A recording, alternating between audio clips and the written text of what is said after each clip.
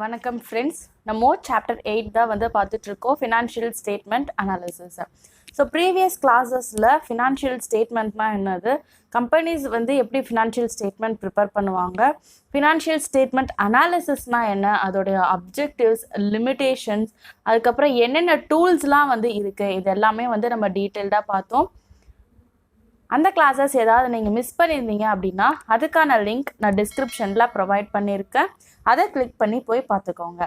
இன்றைக்கி நம்மளுடைய கிளாஸில் ஃபினான்ஷியல் ஸ்டேட்மெண்ட் அனாலிசிஸில் ஒரு டூலான கம்பேரேட்டிவ் ஸ்டேட்மெண்ட்ஸு, ஸோ அது வந்து எப்படி ப்ரிப்பேர் பண்ணணும் அப்படின்றது தான் வந்து பார்க்க போகிறோம். ஸோ கம்பேரேட்டிவ் அப்படின்றது என்னன்னா, ஸோ 2 இயர்ஸுக்கான இன்ஃபர்மேஷன் நம்மளுக்கு கொடுத்துருப்பாங்க, அது ரெண்டுத்தையும் வந்து நம்ம கம்பேர் பண்ணி அனலைஸ் பண்ண போகிறோம். ஸோ அதுதான் வந்து கம்பேரேட்டிவ் ஸ்டேட்மெண்ட்.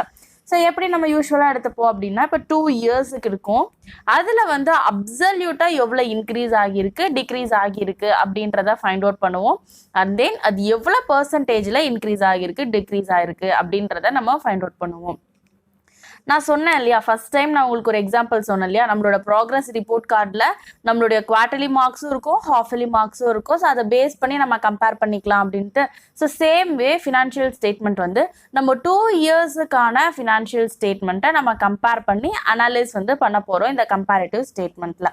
ஸோ 2 இயர்ஸ் மட்டும்தான் இருக்கணும்னு இல்லை, அதுக்கு மேலேயும் வந்து நம்ம கம்பேர் பண்ணி அனலைஸ் வந்து பண்ணிக்கலாம். ஸோ ஃபர்ஸ்ட் வந்து நம்ம சம் பார்க்கலாம். From the following particulars, prepare comparative income statement of Tarun Company Limited. So என்ன சொல்லியிருக்காங்கன்னா, இன்கம் ஸ்டேட்மெண்ட் வந்து கம்பேர் பண்ண சொல்லியிருக்காங்க. ஸோ இது வந்து என்னென்ன இன்ஃபர்மேஷன்ஸ் நம்மளுக்கு கொடுத்துருக்காங்க, 16-17க்கான இன்ஃபர்மேஷன் அண்ட் தென் 17-18க்கான இன்ஃபர்மேஷன், தட் இஸ் 2 இயர்ஸுக்கான இன்ஃபர்மேஷன் கொடுத்துருக்காங்க. அதில் நம்மளுக்கு என்னென்ன இருக்குது, revenue from operations, other income and then expenses வந்து கொடுத்துருக்காங்க. நம்ம ஆல்ரெடி வந்து ஃபினான்ஷியல் ஸ்டேட்மெண்ட் ஆஃப் கம்பெனிஸ் அப்படின்ற வீடியோலேயே வந்து நம்ம இந்த கம்பெனிஸ் வந்து எந்த மாதிரி ஃபார்மேட்டில் ஃபினான்ஷியல் ஸ்டேட்மெண்ட் ப்ரிப்பேர் பண்ணுவாங்க அப்படின்றத பார்த்தோம்.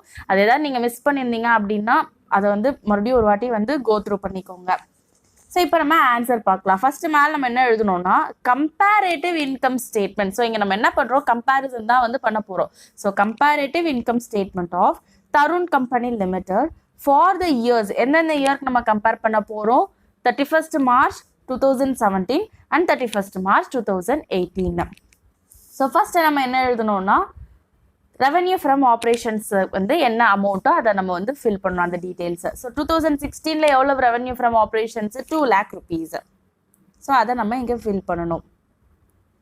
அடுத்ததா 17-18 ரெவென்யூ ஃப்ரம் ஆப்ரேஷன்ஸ் எவ்வளவு, 2,50,000. ஸோ அப்போது ப்ரீவியஸ் இயருக்கும் இந்த இயரில் வந்து என்ன ஆகிருக்கு, ரெவென்யூ ஃப்ரம் ஆப்ரேஷன்ஸ் வந்து இன்க்ரீஸ் ஆகி இருக்கு. அப்போ என்னன்னா ப்ளஸ் எவ்வளோ இன்க்ரீஸ் ஆகியிருக்கு, 50,000 வந்து இன்க்ரீஸ் ஆகியிருக்கு. அதை தான் நம்ம இங்கே எழுதணும். அடுத்ததாக பார்த்தீங்கன்னா அதர் இன்கம், அதுக்கான இன்ஃபர்மேஷனை நம்ம ஃபில்அப் பண்ணணும். ஸோ அதர் இன்கமில் பார்த்தீங்கன்னா 16-17 எவ்வளவு, 50,000. அண்ட் தென் 17-18 எவ்வளவு, 40,000. ஸோ அப்போது ப்ரீவியஸ் இயருக்கோ கரண்ட் இயருக்கோ வந்து இன்க்ரீஸ் ஆகியிருக்கா, டிக்ரீஸ் ஆகியிருக்கா, இந்த இடத்துல வந்து டிக்ரீஸ் ஆகிருக்கு. ஸோ அப்போ மைனஸ். ஸோ எவ்வளோ டிக்ரீஸ் ஆகிருக்கு, 10,000 rupees வந்து டிக்ரீஸ் ஆகிருக்கு. அப்போ இங்கே 10,000 அப்படின்னு சொல்லி ஃபில்அப் பண்ணணும். அப்போ டோட்டல் ரெவென்யூ ஃபஸ்ட்டு என்னன்றதை ஃபைண்ட் அவுட் பண்ணணும். ஸோ 2 lakh plus 50,000 எவ்வளவு, 2,50,000. அண்ட் தென் 2,50,000 plus 40,000 எவ்வளவு, 2,90,000. ஸோ இதுக்கும் பாருங்க டோட்டல் எவ்வளவு, டோட்டல் ரெவென்யூ வந்து என்ன ஆயிருக்கு, இன்க்ரீஸ் ஆகியிருக்கு. ஸோ எவ்வளோ இன்க்ரீஸ் ஆகியிருக்கு, ப்ளஸ் 40,000 இன்க்ரீஸ் ஆகியிருக்கு. அதுக்கு அடுத்ததான் நம்ம என்ன பண்ணணும், எக்ஸ்பென்சன்ஸை வந்து மைனஸ் பண்ணணும். ஸோ இங்கே எக்ஸ்பென்சன்ஸ் என்ன கொடுத்துருக்காங்க, 16-17க்கு 1,50,000. அடுத்தது 17-18க்கு எவ்வளவு, 1,20,000.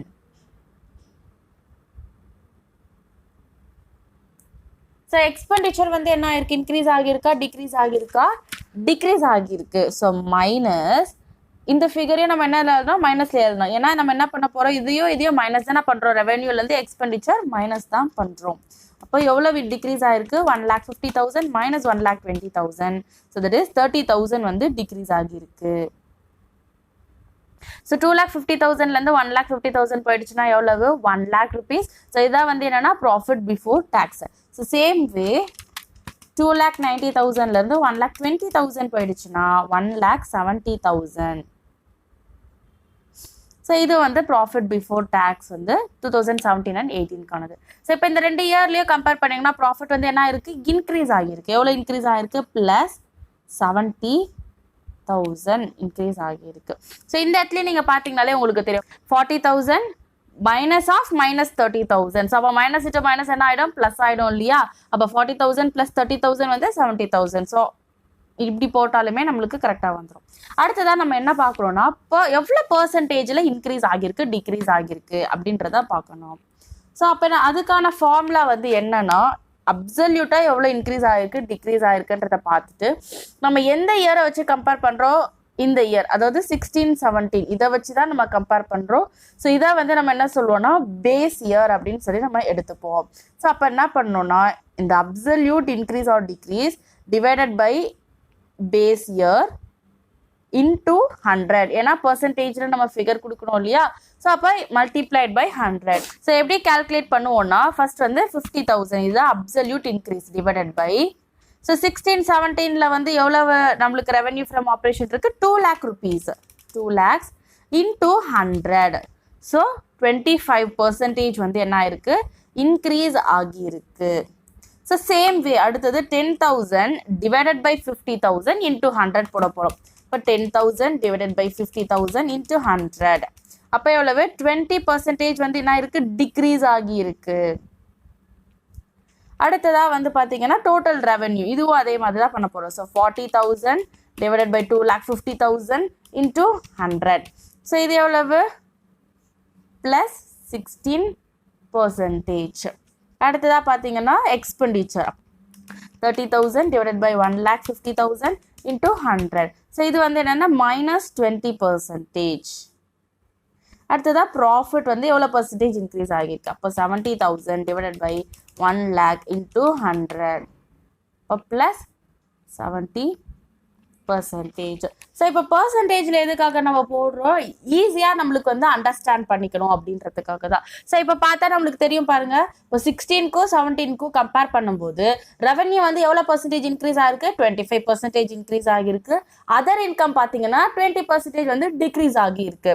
ஸோ அதே மாதிரி டோட்டல் ரெவென்யூ பார்த்தீங்கன்னா எவ்வளோ இன்க்ரீஸ் ஆகிருக்கு 16% வந்து இன்க்ரீஸ் ஆகியிருக்கு. சேம் வே எக்ஸ்பெண்டிச்சர் வந்து 20% கம்மியாக இருக்குது. And overall profit before tax வந்து 70% வந்து இன்க்ரீஸ் ஆகியிருக்கு. ஸோ இதை நம்ம பர்சன்டேஜாக வந்து நம்ம போடுறதுனால கம்பேர் பண்ணுறதுக்கு நம்மளுக்கு ஈஸியாக இருக்கும். அதே மாதிரி ஃபினான்ஷியல் டெசிஷன்ஸ் எடுக்கிறதுக்கும் வந்து நம்மளுக்கு ஈஸியாக இருக்கும்.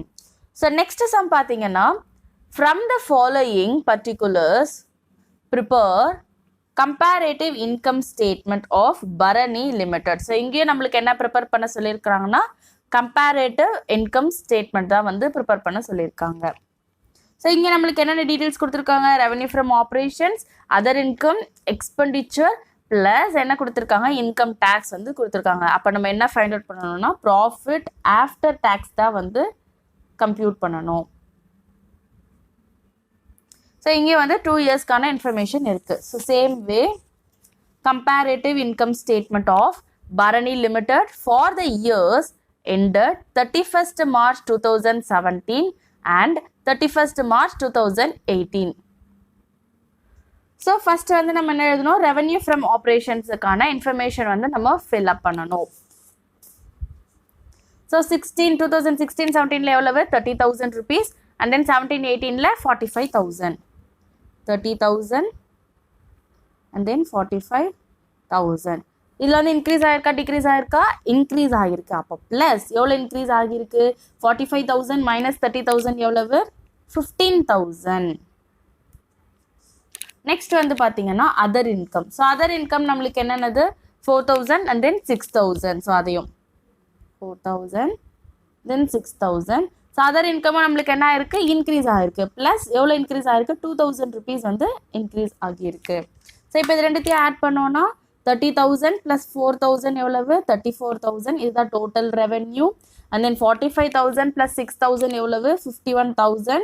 இது டோட்டல் ரெவென்யூ. ஸோ இது ரெண்டுத்துக்கும் இருக்கக்கூடிய டிஃப்ரென்ஸ் என்னது? 51,000 minus 34,000. ஸோ 17,000 நம்மளுக்கு என்ன ஆயிருக்கு? இன்க்ரீஸ் ஆகி இருக்கு. ப்ளஸ் 17,000. அடுத்ததான் நம்ம என்ன எழுதணும்? எக்ஸ்பெண்டிச்சர் வந்து எழுதணும். ஸோ எக்ஸ்பென்சஸ் எவ்வளவு? 10,000 then 15,000. So 10,000 and then 15,000. So இதை வந்து நம்ம என்ன பண்ணணும்னா மைனஸ் பண்ணணும். ஸோ சேம் வே இங்கே வந்து நம்மளுக்கு என்ன இருக்குது? எக்ஸ்பெண்டிச்சர் வந்து இன்க்ரீஸ் ஆகியிருக்கு. அப்போ ப்ளஸ் 5,000.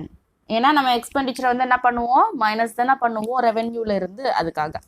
இப்போ பார்த்தீங்கன்னா ப்ராஃபிட் பிஃபோர் டேக்ஸ். ஸோ 34,000லேருந்து 10,000 மைனஸ் ஆச்சுன்னா எவ்வளவு?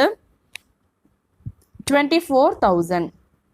அடுத்ததா 51,000லேருந்து 15,000 மைனஸ் ஆச்சுன்னா 36,000 ப்ராஃபிட். ஸோ இப்போ இது வந்து நம்ம என்ன பண்ணணும்? எவ்வளோ இன்க்ரீஸ் ஆயிருக்குன்னு சொல்லி பார்க்கணும். So 36,000 minus 24,000. ஸோ எவ்வளோ இன்க்ரீஸ் ஆயிருக்கு? 12,000 ருபீஸ் வந்து இன்க்ரீஸ் ஆயிருக்கு. ப்ளஸ் 12,000. ஸோ இது வந்து நம்மளுக்கு என்னது? Profit before tax. இங்கே நம்மளுக்கு இன்னொரு அடிஷ்னலாக என்ன இன்ஃபர்மேஷன் கொடுத்துருக்காங்க? இன்கம் டேக்ஸ் அட் 30% கொடுத்துருக்காங்க இல்லையா? அப்போ டேக்ஸும் நம்ம வந்து மைனஸ் பண்ணணும். Tax at 30%. ஸோ எதுக்கு டேக்ஸ் போடணும்? இந்த ப்ராஃபிட்டுக்கு தான் நம்ம டேக்ஸ் போடுவோம். அப்போது 24,000 into 30% எவ்வளவு? 7,200 வந்து இன்கம் டேக்ஸ். அதையும் நம்ம மைனஸ் பண்ணணும். அடுத்ததா 36,000 into 30%. இது எவ்வளவு? 10,800 டேக்ஸ். இப்போ 24,000 மைனஸ் 7,200. ஸோ எவ்வளவு? 16,800. ஸோ 36,000 மைனஸ் 10,800 எவ்வளவு? 25,200. ஸோ டேக்ஸ் நம்மளுக்கு என்ன ஆயிருக்கு? இன்க்ரீஸ் ஆகியிருக்கு இல்லையா? அப்போ ப்ளஸ் 10,800 மைனஸ் 7,200 எவ்வளவு? 3,600 தான் இன்க்ரீஸ் ஆகியிருக்கு. ஸோ ப்ராஃபிட் ஆஃப்டர் டேக்ஸ் வந்து நம்மளுக்கு இன்க்ரீஸ் ஆகிருக்கு. 16,800, இங்கே 25,200. ஸோ அது எவ்வளோ இன்க்ரீஸ் ஆயிருக்குன்னு பார்க்கலாம்.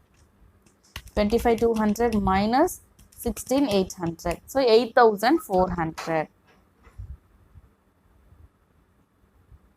ஸோ இப்போ அடுத்ததான் நம்ம என்ன ஃபைண்ட் அவுட் பண்ணோம்? பர்சன்டேஜில் நம்ம வந்து கால்குலேட் பண்ணோம். எவ்வளோ பர்சன்டேஜ் இன்க்ரீஸ் ஆகிருக்கு, எவ்வளோ பர்சன்டேஜ் டிக்ரீஸ் ஆகிருக்கு அப்படின்னு சொல்லிட்டு.